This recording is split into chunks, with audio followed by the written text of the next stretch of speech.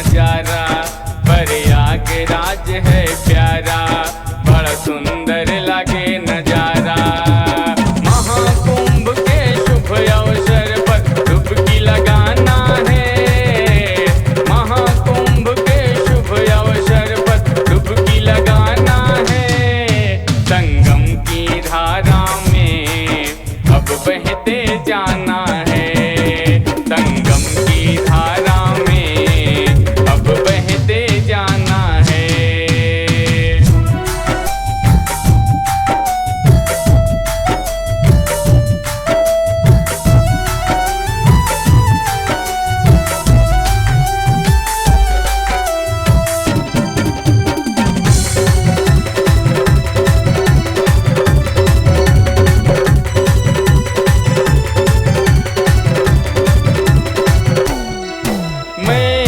करूं स्नान मेरे मन में समाये राम, मेरे मन में समाये राम, मैं ऐसा करूं स्नान।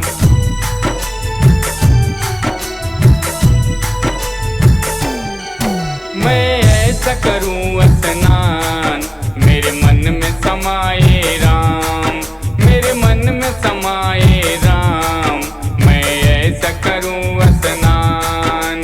साधु संत हैं जब संग में तो क्यों घबराना है, साधु संत हैं जब संग में तो क्यों घबराना है। संगम की धारा में अब बहते जाना है, संगम की धारा में अब बहते जाना है।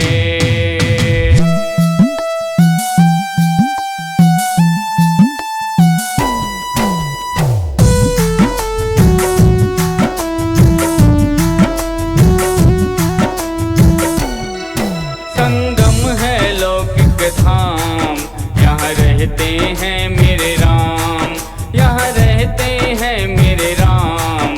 संगम है लौकिक धाम,